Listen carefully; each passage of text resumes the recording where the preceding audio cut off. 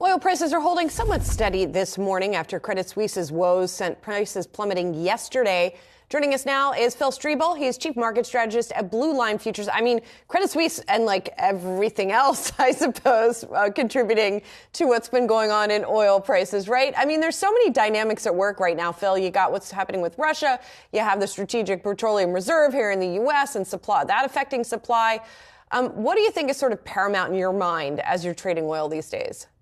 Yeah, I mean, this past week has just been fast moving for the global markets and policymakers. We went from expectations moving for like a 50 basis point rate hike in the U.S. to going to stress testing banks. And now the odds of a rate cut, are really quickly hitting and swiftly hitting demand-driven commodities such as crude oil. You got volatility, systematic risk, and contagion fears. That's kind of the three themes that's on every single trader's radar right now. And crude oil is a very, demand-driven product. You've seen deterioration, in China with their with their demand growth. We were expecting a snapback recovery after they lifted those COVID restrictions. And you got deterioration of U.S. and European, the economic outlook. And I can't believe that the ECB went through with that 50 basis point rate hike today. It's just going to further add, fuel to the fire.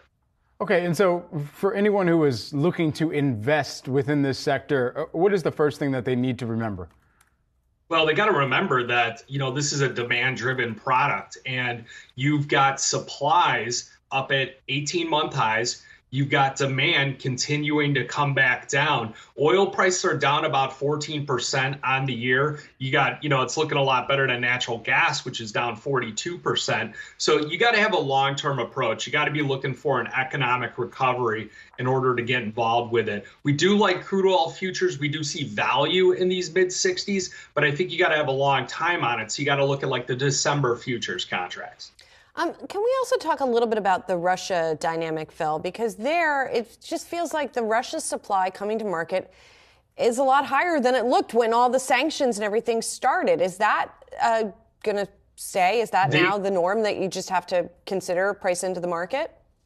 Yeah, they went out, they found other buyers out there. They continue to pump their output. OPEC continues to create surpluses unless they can, coordinate some kind of cut. You're going to see those oil supplies remain at those elevated levels. And, Russia, they diverted. They started, looking at guys like India and China to sell to, and they found those buyers there. So, the supply is continuing to grow out there. You've got to really see kind of a couple different things happen. You need that OPEC to do a cut, and then the U.S. needs to take advantage of it.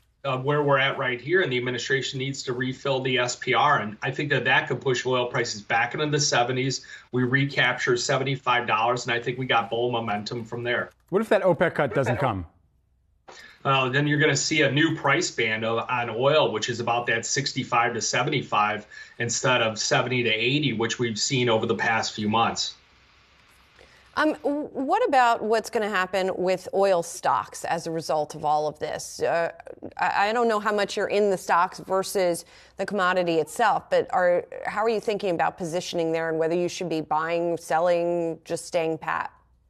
No, we see long-term value in it, but they are going to face some headwinds. I mean, they do face that systematic risk of all the other stocks. They're not completely isolated whatsoever. U.S. production right now and inventory levels is massively higher than what the 5-year estimates are. Normally around 5 years out, last 5 years, we've averaged 450 million barrels. Right now, we've got 480 million barrels. So we're flush with inventory right now.